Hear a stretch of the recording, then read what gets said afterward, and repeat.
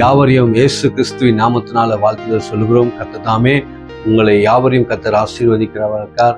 ஏகவராப்பா ஏலிங் ministry மூலியமாக உங்களை யாவரையும் வாழ்த்துதல் சொல்கிறோம். கர்த்தர் உங்களை ஆசீர்வதிக்கிறவராக இருக்கிறார்.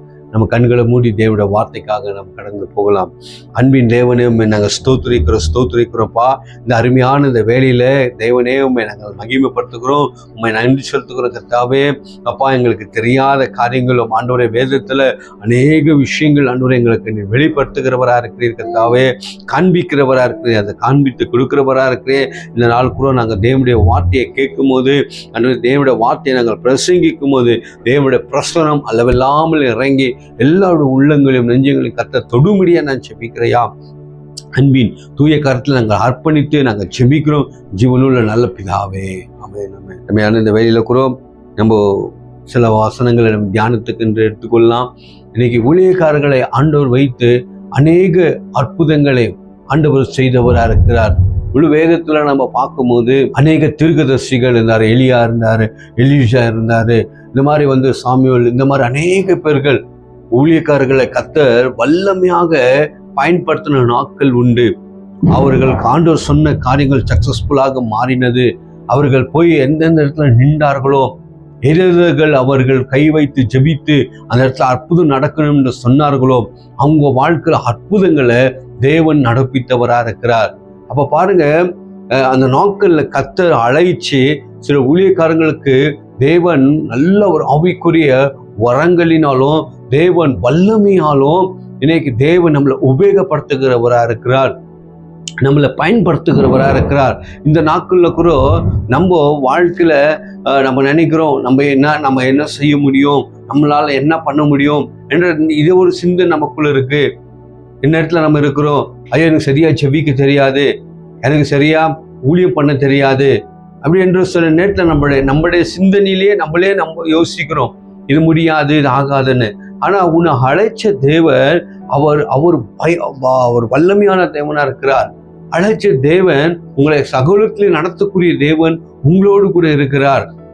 தேவன் சொல்றாரு, உங்களை அக்கினி சோலையாக கர்த்தர் என்ன பண்ணுகிறார், நம்மளை தேவன் பயன்படுத்துகிறவராக இருக்கிறார். அவருடைய பிள்ளைகளை வைத்து ஆண்டவர் மகத்துவமான காரியங்களை செய்ய கர்த்தர் ரெடியா இருக்கிறார். ஆனா அதுக்கு ஆயத்தமாக நம்ம மாற வேண்டும். இன்னைக்கு சில நம்ம வேதத்தை நம்ம பார்க்கலாம். சில நம்ம காரியங்களை பார்க்கும்போது இன்னைக்கு எலிஷா, அவரை கொண்டு ஆண்டவர் என்னென்ன அற்புதங்களை செய்தார்.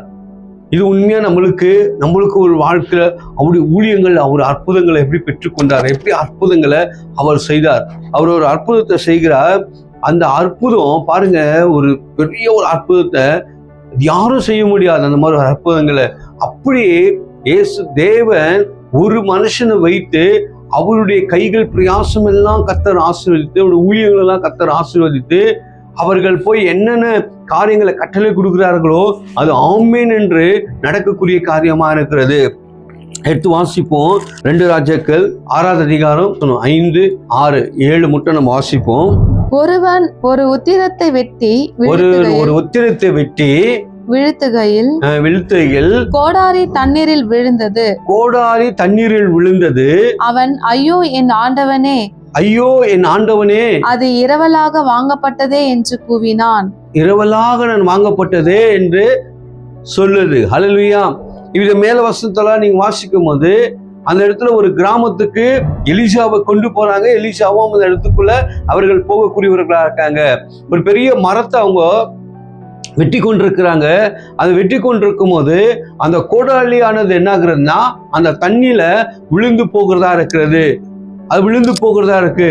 சிலதெல்லாம் இந்த பொருட்கள்ல தண்ணிகள்ல விழும் போது அது அவ்வளவு சுலபமாக என்ன பண்ண முடியாது, கண்டுபிடிக்க முடியாது. அது போய் ஆழத்தின் சேத்துல போய் எங்கன்னா மாட்டிக்கும், எதுலனா இருக்கும். ஆனா இந்த இடத்துல பார்க்கும்போது இவர் கூப்பிடுகிறார், ஆண்டவனே என்கிட்ட இருந்து இருந்தான், ஒன்னே ஒண்ணுதான் இருந்தது, அதுவும் தண்ணியில விழுந்து போனது, அதுவும் விழுந்து போனது. அவர் தேவனை அங்க ஆண்டவனே என்று நோக்கி கூப்பிடுகிறவரா இருக்கிறார். ஆனா பக்கத்துல எலிஷா தான் இருக்கிறார். ஆனா எலிஷாவை அவர் என்ன பண்ணல, கூப்பிடல. அவர் முதல்ல என்ன பண்றாரு, தேவனே நோக்கி அவர் கூப்பிடுகிறவரா இருக்கிறார். ஏன்னா தேவன் தான் அந்த இடத்துல என்ன பண்ண முடியும், அற்புதங்கள், ஊழியக்காரர்களை வைத்து அற்புதங்களை செய்ய அவரால் முடியும். இப்ப பாருங்க 6வது வசனத்தை வாசிப்போம். தேவனுடைய மனுஷன் தேவனுடைய மனுஷன் அது எங்கே விழுந்தது என்று கேட்டான். இந்த தேவனுடைய மனுஷன் பாருங்க, இந்த இடத்துல வந்து இந்த மனுஷங்கிட்ட எலிசா கேட்கிறாரு, இது எங்க விழுந்தது என்று கேட்டுக்கிறார். அப்ப பார்க்கும்போது அவர் என்ன சொல்லியிருப்பாரு, குறிப்பிட்ட இந்த இடத்துல வெட்டி கொண்டிருந்தேன், இந்த இடத்துல அது விழுந்தது என்று அந்த இடத்துல சொல்லக்கூடிய காரியமா இருக்கு. அப்ப பாருங்க, அதுல அப்படியே படிங்க. அவன் அந்த இடத்தை காண்பித்த போது, அந்த இடத்தை காண்பிக்கும் போது ஒரு கொம்பை வெட்டி அதை அங்கே எரிந்து அந்த இரும்பை மிதக்க பண்ணி அதை எடுத்துக்கொள் என்றார். ஹல்லேலூயா. பாருங்க, இதெல்லாம் நம்ம பார்க்கும்போது இது ஏதோ ஒரு கட்டுக்கதை அல்ல, இது வந்து வேதத்துல சொல்லப்பட்ட சத்தியத்தின் வார்த்தையா இருக்கிறது. ஆண்டவருடைய பிள்ளைகளை தேவன் வல்லமையாக பயன்படுத்தினவரா இருக்கிறார். எலிசாவை கொண்டு அநேக அற்புதங்களை தேவன் செய்தவரா இருக்கிறார். இன்னைக்கு பாரும்போது அந்த இடத்துல அவர் வந்து தேவனை நோக்கி கூப்பிட்டார்கள். ரெண்டாவது வந்து பார்க்கும்போது தேவ மனுஷன் எலிசா அந்த இடத்துல இருக்கிறார். அவருடைய கோடாலி இருந்தது, ஒன்றுதான் இருந்தது, அதையும் எழுந்துட்டார் என்னோட வாழ்க்கையில, அதுவும் போய்விட்டது. ஆனா அந்த இடத்துல எலிசா அந்த இடத்துல வந்து பார்க்கும்போது எந்த இடத்துல விழுந்தது, எந்த இடத்துல நீ விழுந்தது, அதே இடத்துல என்ன பண்ணுகிறது, அதே இடத்துல நீ அந்த கோலை வெட்டி என்ன பண்ணு, நீ போடு, அந்த இரும்பு மெதிக்கினது என்று சொல்லப்பட்டிருக்கிறது. ஹல்லேலூயா. அந்த இரும்பு பாருங்க, அந்த இடத்துல அது எவ்வளவு ஆழமா இருந்துச்சோ அந்த தண்ணீர் தெரியாது, அந்த ஏரி எவ்வளவு உள்ள இருந்தது என்று தெரியாது. ஆனா இவர்கிட்ட கேட்கிறாரு, நீ எங்க விழுந்தது, அந்த இடத்துல என்ன பண்ணு, உன்னுடைய அந்த கட்டையை நீ வீசு என்றார். அந்த இரும்பு மெதிக்கினதா இருக்கிறது. அப்ப பாருங்க, எலிசாவை கொண்டு இப்படியாப்பட்ட ஒரு அற்புதங்களை தேவன் செய்கிறவரா இருக்கிறார். அப்ப நம்ம எழுந்து போனதை மறுபடியும் தேவன் என்ன பண்ணுகிறாரு, நம்மளுக்கு கொடுக்கறக்குரியவரா இருக்கிறார், நம்மளுக்கு செய்கிறவரா இருக்கிறார், நம்மளை நடத்துகிறவரா இருக்கிறார். பாருங்க, 100 ஆடுகள் இருக்கிறது. அதுல என்ன ஆகுறது, ஒரு ஆடு என்ன பண்ணுகிறது, விட்டு தொலைந்து போகிறது. ஆனா அதை தேடிக்கொண்டு போய் அந்த முள் செடியிலிருந்து அந்த ஆடை மீட்டு கொண்டு வந்தவரா இருக்கிறார். அதுதான் தேவன் எழுந்து போனதை நம்ம என்ன பண்ணுகிறோம், மறுபடியும் நம்ம கொடுக்கிற தேவனா இருக்கிறார். நீங்க அநேக விஷயங்கள்ல தோற்று போயிருக்கலாம், அநேக விஷயங்கள்ல நீங்க இழந்திருக்கலாம், அநேக விஷயங்கள்ல ஏதோ ஒரு காரியம் நீங்க பண்ணி அதை சக்சஸ்ஃபுல் பண்ணாம இருந்திருக்கலாம், இல்ல நீங்க விழுந்திருக்கலாம், ஏதோ ஒரு பாவத்துல எதுலயும் நம்ம விழுந்திருக்கலாம், முடியாது ஆகாது என்று விழுந்திருக்கலாம். ஆனா இந்த இடத்துல ஒரு தேவ மனுஷனை அனுப்பி அற்புதங்களையும் அடையாளங்களையும் செய்யக்கூடிய தேவன் நம்மளோடு கூட இருக்கிறார். ஹல்லேலூயா. இன்னைக்கு நம்மளோட வாழ்க்கையில நம்ம எது எழுந்துமோ, எது ஆண்டவரே என்னால முடியாது என்று சொல்லி எழுந்து போனோமோ, அந்த காரியங்களெல்லாம் நம்மளுக்கு தேவன் கொடுக்க அவர் ரெடியாக இருக்கிறார். அவர் அற்புதங்களை அவர் செய்கிறவரா இருக்கிறார். அப்ப பாருங்க, இந்த உலகத்துல இந்த மாதிரி ஒரு அற்புதத்தை யாராலும் செய்ய முடியாது, தேவனால் தான் அந்த அற்புதங்களை செய்ய முடியும். அந்த அற்புதத்தை எலிசாவை கொண்டு அற்புதங்களை செய்கிறவரா இருக்கிறார். அப்ப இந்த எலிசா பார்க்கும்போது, இவருடைய முழுக்கம் அவர் பார்க்கும்போது ஒரு விவசாயின் ஒரு பிள்ளையா இருக்கிறார். விவசாயத்துக்குள்ள இருக்கிற ஒரு பிள்ளையா இருக்கிறார். அவரோ மாடுகளை ஏறு ஓட்டி கொண்டு அவர் அப்படியாக விவசாயம் பண்ணி கொண்டு அவங்க அப்பாவுக்கு ஒத்தாசையாக இருக்கிறவர் தான் எலிசாவா இருக்கிறார். அவருக்கு எந்த ஒரு வேத அறிவும் கிடையாது, எதுவுமே கிடையாது. ஆனா தேவன் வந்து எலிசாவை கத்து தெரிந்து கொள்ளுகிறாரு. எலியா கிட்ட போய் தேவன் பேசுகிறார்.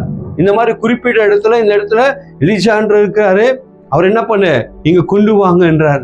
அவரோ ஏர் ஓட்டி கொண்டிருக்கிறார். அந்த இடத்துல அவரை இந்த மாதிரி தேவன் போய் சொன்னது நிமித்தம் எலியாவை பின்பற்றி வந்தவரா இருக்கிறார். எப்போதும் எலிசா வந்து எலியா கூட எப்போதும் உடனா இருப்பார், கூட இருப்பார். அவரு எலியா வந்து நீ போன்னு சொன்னா கூட அவர் போகவே மாட்டார். எலிசா அவரோடு கூட ஒட்டி இருப்பார். அதான் தேவனுடைய ஜீவனை கொண்டு, உன் ஜீவனை கொண்டு நான் பேசுகிறேன், உன்னை விட்டு நான் பிரிந்து போக மாட்டேன், உன்னோடு கூட இருப்பேன் என்றார். அதுக்குதான் எலிசாக்கு இரட்டிப்பான வல்லமைய தேவன் கொடுத்தவரா இருக்கிறார். பாருங்க, எலியா அந்த இடத்துல அவர் மொத்தம் எலியா வந்து நீங்க பார்க்கும்போது 7 அற்புதங்களை அவர் செய்தவரா இருக்கிறார். ஆனா எலிசா வாழ்க்கையில நீங்க பார்க்கும்போது 14 அற்புதங்களை அவர் செய்தவரா இருக்கிறார். 14 அற்புதங்கள் அவருடைய வாழ்க்கை கொண்டு கர்த்தர் செய்தவரா இருக்கிறார். ஒரு தேவ மனுஷனை கொண்டு இப்படி ஒரு மகத்துவமான காரியங்களையும் அற்புதமான காரியங்களையும் செய்வன் செய்கிறார்னா இன்றைக்கு நம்மளை கொண்டு ஆண்டவர் அற்புதமாய் செய்வார்கள். இவர்களெல்லாம் பார்க்கும்போது, எலிசா பார்க்கும்போது தேவ சன்னிதானத்தில் அதிகமாய் காத்திருந்தார்கள். தேவனோடு கூட அந்த ரிலேஷன்ஷிப், தேவனோடு கூட அந்த உறவுக்குள்ள இருந்தவர்களா இருக்காங்க. ஒரு தூரத்துல ஒரு மனுஷன் வரானா அந்த மனுஷனுக்கு என்ன வியாதி இருக்கு, அவனுடைய போராட்டம் என்ன இருக்கிறது என்று சொல்லி எத்தனையோ கிலோமீட்டர்ல இருக்கும் போதே இவர்கள் கணிப்பார்களாம், இவர்கள் சொல்லுவார்களாம். அப்படியாப்பட்ட ஒரு வல்லமையான ஒரு மனுஷன் தான் எலிசாவா இருக்கிறார். அல்லேலூயா. ஒரு மரித்து போறார், மரித்து போய் அவரோட சடலம் எலும்பு, அந்த எலும்புல ஒருவன் உயிர்ப்பிக்கிறவனா இருக்கிறார். எப்படி இந்த சாத்தியம் எப்படி நடக்குதுன்னா, நம்முடைய தேவன் பயங்கர பராக்கிரம் உள்ள தேவனா இருக்கிறார், பராக்கிரம் உள்ள தேவனா இருக்கிறார். ஊழியக்காரங்களை தேவன் ஒரு வல்லமையாக அந்த உலகத்தை கர்த்தர் பயன்படுத்துகிறவரா இருக்கிறார். ஆனா நம்ம தான் அவரோடு கூட உக்காந்து அவரோடு கூட அந்த உறவு வைத்து கொண்டு அந்த வல்லமைகள் எல்லாம் நம்ம பெற்றுக்கொள்றது கிடையாது. அந்த வல்லமையெல்லாம் நம்ம என்ன பண்ணோம், பெற்றுக்கொள்ள வேண்டும். இன்னைக்கு வெறும் எலிசாவில் அற்புதம் செய்து எலிசாவை தேவன் அழைச்சார், அதே தேவன் தான் நம்மளை அழைச்சிருக்கார். அதை காட்டிலும் சூப்பர் நேச்சுரல் அற்புதங்களை செய்யக்கூடிய தேவன் நம்மளோடு கூட இருக்கிறார். எனக்கு இன்னொன்று எலிசா பண்ண ஒரு அற்புதம் எனக்கு ரொம்ப பிடிக்கும். அந்த அற்புதத்துல நீங்க அந்த இடத்த வாசிப்போம். அதுல 2 ராஜாக்கள் 4ஆவது அதிகாரம் கடைசி வசனத்தை எடுத்து வாசிப்போம். அதற்கு அவனுடைய பணிவிடைக்காரன், இதை நான் 100 பேருக்கு முன்பாக வைத்து 100 பேருக்கு முன்பாக வைத்து எப்படி என்றான். அதற்கு அவன், அதை ஜனங்களுக்கு சாப்பிட கொடு, சாப்பிட்ட பிற்பாடு இன்னும் மீதி உண்டாயிருக்கும் என்று கர்த்தர் சொல்லுகிறார் என்றான். அப்பொழுது அவர்களுக்கு முன்பாக அதை வைத்தான். கர்த்தருடைய வார்த்தையின்படியே அவர்கள் சாப்பிட்டதும் அன்றி மீதியும் இருந்தது. ஆமென், ஹல்லேலூயா.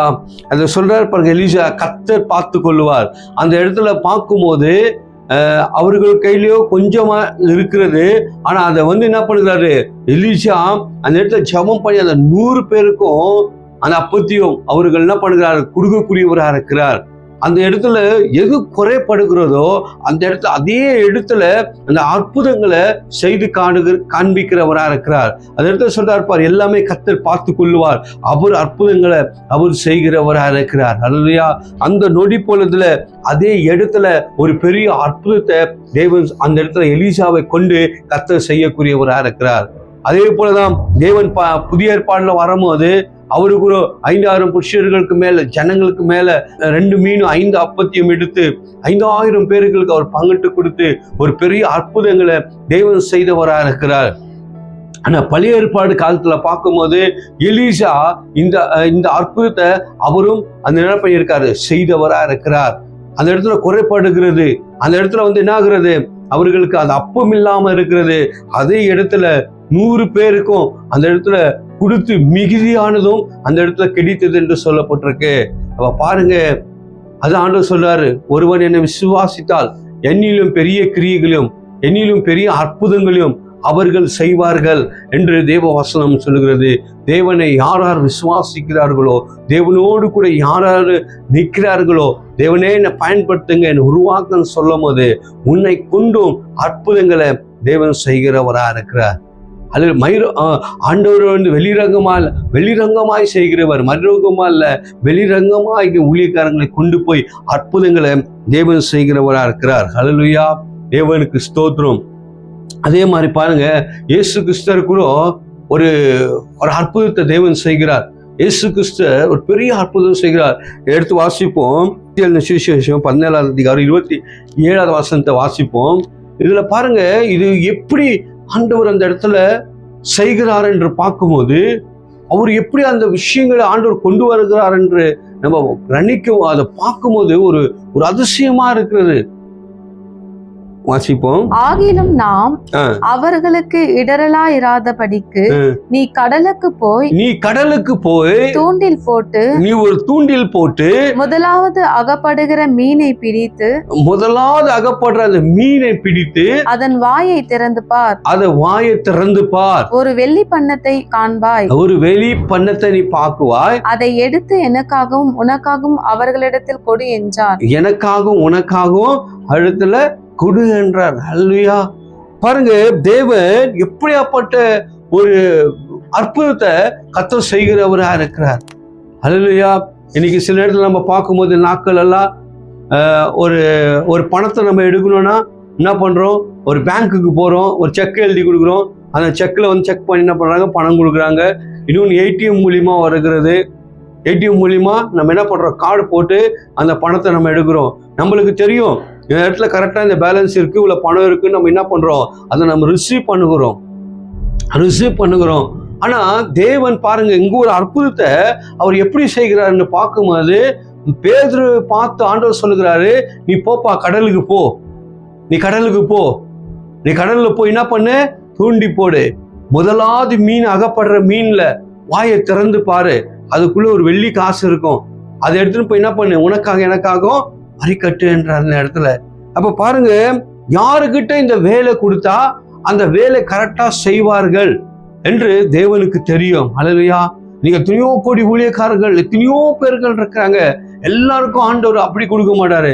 ஒவ்வொருத்தருக்கும் ஒரு வகையான தேவன் கொடுக்கக்கூடியவராக இருக்கார். ஆவியான ஒருவர் தான். ஆனா நம்மளை ஆண்டவர் என்ன பண்ணுகிறாரு, வித்தியாசமான கோலத்துல நீ கர்த்தர் பயன்படுத்துகிறவரா இருக்கிறார். இன்னைக்கு வித்தியாசமான ரீதியில தேவன் நம்மள ஊழியங்களுக்குள்ள கர்த்தர் நம்மளை என்ன பண்ணுகிறாரு, பயன்படுத்துகிறவரா இருக்கிறார். அப்ப பாருங்க, தேவர் அவரு மீன் கட்டளை கொடுக்கிறார். அப்போ அந்த மீன், அந்த காசை எங்க எடுத்துட்டு வந்திருக்கும், அந்த வெள்ளி பணத்தை எங்க எடுத்துட்டு வந்திருக்கும், எவ்வளவு லட்சம் மீன்கள் இருக்குது, எத்தனை கோடி மீன்கள் இருக்கிறது. கரெக்டா ஒரு தூண்டி போடுகிறாரு, அந்த தூண்டில கரெக்டா அந்த மீன் கிடைக்கிறது. அதை திறந்து பார்க்கிறாரு, அதுல பணம் இருக்கிறது. அல்லேலூயா. இன்னைக்கு நம்முடைய கண்களுக்கு தெரியாம அநேக காரியங்களை கர்த்தர் நம்மளுக்காக வைத்திருக்கிறார். நம்மளுக்காக அதிசயங்களை கர்த்தர் வைத்திருக்கிறார். அற்புதங்கள் ஆண்டவர் வைத்திருக்கிறார். இன்னைக்கு அவருடைய சொல்லின்படியாக, அவருடைய வார்த்தையின்படியாக போகும்போது ஆண்டவர் வந்து மீனுக்கு தேவன் கட்டளை கொடுக்கிறவரா இருக்கிறார். அல்லேலூயா. அன்னைக்கு பார்க்கும்போது எலியாவை ஒரு காகம் கொண்டு தேவன் போஷித்து நடத்தினவர். எப்படியாப்பட்ட ஒரு அற்புதத்தை கர்த்தர் செய்தவரா இருக்கிறார். இங்க பார்க்கும்போது அந்த இடத்துல வெள்ளி காசு இருந்ததா இருக்குது.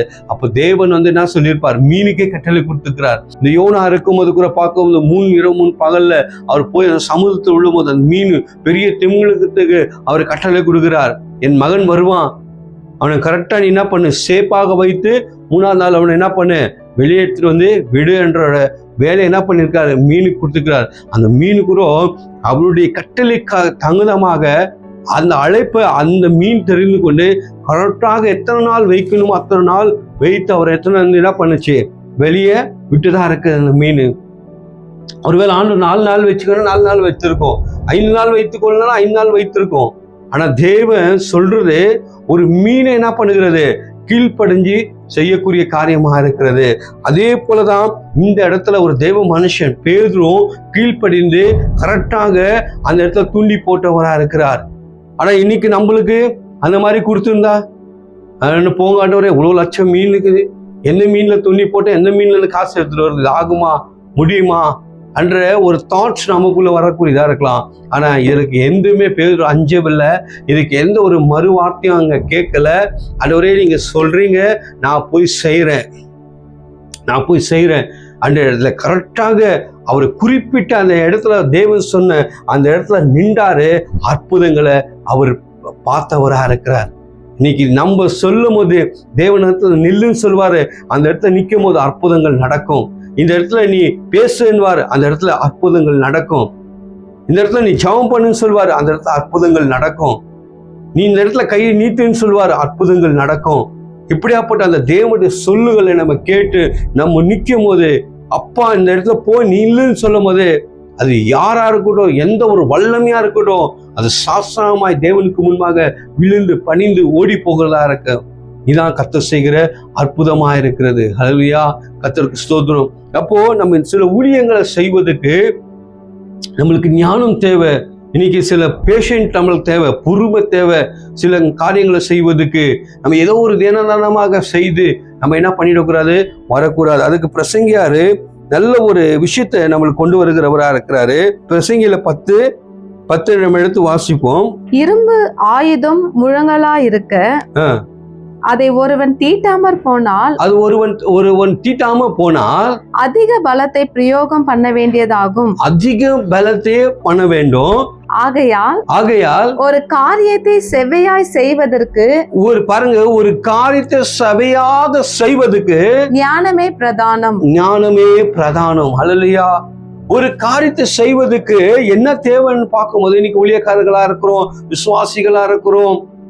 இன்னைக்கு ஆண்டவர் சொல்றாங்க, சில விஷயங்களை நம்ம செய்யும் போது புத்தி இல்லாம செய்துட்டியம்மா, ஞானம் இல்லாம செய்துட்டியே, நீ கொஞ்சம் யோசிச்சுருந்தா நல்ல காரியத்தை செய்திருப்பே, யோசிச்சுருந்தா நீ இப்படி பண்ணியிருப்பே என்று அந்த இடத்துல இருக்கு. அப்போ ஒரு காரியத்தை செய்வதற்கு என்ன வேணும்னா ஞானம் தேவை, புத்தி தேவை நம்மளுக்கு. இன்னைக்கு அநேக விஷயத்துல நம்ம என்ன பண்றோம், தவறி போகிறோம். இந்த இடத்துல பாருங்க, அந்த ஒரு இரும்பு குறித்து, ஒரு கத்தியை குறித்து, ஒரு குடலை குறித்து அங்க ஆண்டவர் கர்த்தர் அந்த இடத்துல, சாலமோன் அந்த இடத்துல அந்த விஷயங்களை அவர் கொண்டு வருகிறவரா இருக்கிறார். இப்ப பாருங்க, ஒரு கத்தி எடுத்து நீங்க பார்க்கும்போது அது மொக்கையா இருந்தா என்ன பண்ண முடியாது, ஒண்ணு கூட நிறக்கவே முடியாது, ரொம்ப கஷ்டப்படணும். ஒரு வெங்காயம் கட் பண்ணுவதுக்கோ, வீட்டுல இருக்க சமையல் எதனா பண்ணோமா அதுக்கோ, அது என்ன பண்ணும், மொக்கையா இருந்தா என்ன பண்ணும், இது பண்ண முடியாது. அப்போ என்ன பண்ணோம்னா, ஒரு மரத்தை வெட்டணும்னா கூட அதுக்கு முன்பாக என்ன பண்றாங்கன்னா, அதை நல்லா தீட்டி ஒரு பதமான ஒரு கூர்மைக்கு கொண்டு வந்து அதனை வைக்கும் போது, சும்மா நீ எந்த பலனும் யூஸ் பண்றது தேவையில்லை, யூஸ் பண்ணல, சும்மா அப்படியே வீசினீங்கன்னாவே போதும், அது ரெண்டாக துண்டாகி விழக்கூடியதா இருக்கிறது. அதே போல பாருங்க, நம்ம வீட்டில் சில கட்டிங்கெல்லாம் நம்ம பண்ணும்போது அது நல்லா கூர்மையான ஒரு இயந்திரமா இருந்தா அது வேலை அதிகமாகாது, அது சீக்கிரமாக கட் பண்ணி விசிறடிச்சுட்டு போவோம். ஹல்லேலூயா. அப்ப நம்ம கூட ஊழியங்கள்ல கூர்மையாக இருக்க வேண்டும், நம்ம ஷார்ப்பாக நம்ம இருக்க வேண்டும். நம்ம ஏதோ ஒரு மங்கி போனவர்களாக, ஏதோ விழுந்து போனவர்களாக, ஏதோ ஒரு சோம்பேறித்தனமாக நம்முடைய ஊழியங்கள்ல நம்ம காணப்படாத, துரும்பு பிடித்து நம்ம வாழ்க்கையில உக்காராதபடிக்கு எப்போதும் நம்முடைய ஊழியங்கள்ல ஒரு ஷைனாக, நம்முடைய போகிற காரியங்கள்ல ஒரு ஷைனாக, நம்ம வேலை ஸ்தலங்களாகட்டும், நம்ம குடும்பஸ்தலையும் ஆகட்டும், நம்ம வாழ்ற இடத்துங்களாகட்டும், எல்லாத்துக்கும் ஒரு ஷைன் உள்ளவர்களா நம்ம இருக்க வேண்டும். அதுதான் சொல்றாரு, நம்ம ஒரு காரியத்தை ஈடுபடுவதற்கு முன்பாக, ஒரு காரியத்தை நீ இறங்குறதுக்கு முன்பாக உனக்கு ஞானம் தேவை. இது ஆண்டவர் விரும்புறாரா, இது இந்த ஊழியத்தை கர்த்தர் விரும்புறாரா, இந்த காரியத்தை நான் செய்ய கர்த்தர் விரும்புறாரான்னு முதலாவது நான் பார்க்க வேண்டும். ஹல்லேலூயா. நம்ம நினைச்ச இடங்களுக்கெல்லாம் ஏதோ செய்து கொண்டுதா வாழ்நாளெல்லாம் நம்ம அப்படிதான் செய்து கொண்டிருப்போம். அதுல ஒரு பிரயோஜனமும் கிடையாது. ஆனா ஞானமாய் புத்தியாக நம்ம செயல்படும் போது அது 30-60 பலன் கொடுக்கிறதா இருக்கிறது. ஹல்லேலூயா. இன்னைக்கு ஒருவேளை நம்ம ஜபத்துல இன்னைக்கு நம்ம ஜபத்துல இன்னைக்கு சோர்ந்து போயிருக்கலாம். ஐயோ என்னால முடியல என்று உன் வாழ்க்கையில நீ சோர்ந்து போயிருக்கலாம். இன்னைக்கு உங்களுடைய வாழ்க்கையில எப்படி அந்த கத்தி கூர்மையா இருக்கும்போது எப்படி அது வேலை செய்கிறதோ, அப்போ நம்மளும் தேவனுடைய ஜபத்திலையும் வேத வாசிப்பிலையும் ஊழியத்திலையும் நம்ம தேவனோடு கூட இருக்கும்போது நம்மளை வல்லமையாக பயன்படுத்துகிறவரா இருக்கிறார். ஹல்லேலூயா. தேவனுக்கு ஸ்தோத்திரம். அதான் அவர் சொல்றார், அவருடைய பட்டை இருக்குள்ளும் கருக்குள்ள பட்டயமா இருக்கிறது. எந்த பக்கமும் ஷார்ப்பா இருக்கும், எந்த பக்கமும் கூர்மையா இருக்கும். நம்ம அப்படிதான் இருக்க வேண்டும், கர்த்தருக்குள்ள இருக்க வேண்டும். ஹல்லேலூயா. அப்ப இருக்கும்போது இன்னைக்கு சொல்லுவாங்க, ஐயோ இப்படியாப்பட்ட ஒரு கஷ்டமான வாழ்க்கை எனக்கு வேணும், இந்த மாதிரி ஒரு வேதனையான வாழ்க்கை நம்மளுக்கு வேணும் என்று அநேக பேர் சொல்லக்கூடியவர்களா இருக்காங்க. நம்ம தேவனுக்குள்ளதான் இருக்கிறோம். ஆனா நம்ம சில ஞானம் இல்லாம பேசுற காரியங்கள், ஞானம் இல்லாம செயல்படுகிற காரியங்கள், ஞானம் இல்லாம போற இடங்களுக்குள்ள நம்ம என்ன பண்றோம், சிக்கி கொள்ளுகிறோம். ஆனா எப்படி இன்னைக்கு எலிசாவை கொண்டு கர்த்தர் அற்புதம் செய்தார், தேவனே அற்புதத்தை செய்தவர். இன்னைக்கு அப்படியாக தேவன் நம்மளோடு கூட சில வார்த்தைகளை நீக்கி உங்களுக்கு இந்த வார்த்தைகள் பேசினவராக இருக்கிறார். ஹல்லேலூயா. இந்த வார்த்தைகள் கர்த்தர் ஆசீர்வதிப்பாராக. இந்த வார்த்தைக்கு நம்ம விட்டு கொடுத்து நம்ம ஜெபிக்கலாம். ஆண்டவரே உம்மை நாங்கள் ஸ்தோத்திரிக்கிறோம். பரிசுத்த ஆவியானவரே உமக்கு நன்றி. இந்த நாள் எங்களோடு கூட இடைப்பட்டிருப்பா. நாங்கள் ஊழியம் செய்வதற்கு எங்களுக்கு ஞானம் தேவை அப்பா. நாங்கள் ஆண்டவரே அப்பா கூர்மையாகவும், ஆண்டவரே உம்முடைய ஊழியங்கள் எச்சரிக்கையாகவும், அபிஷேகத்தை வல்லமையோடு நாங்கள் ஊழியம் செய்வர்களா கர்த்தர் எங்களை மாற்றும்படியாக நாங்கள் ஜெபிக்கிறோம். அந்த எல்லா குடும்பங்களையும் தேவன் ஆசீர்வதிங்க, பலப்பட்டு இயேசுவின் நாமத்துல ஜெபிக்கிற பிதாவே. ஆமென், ஆமென்.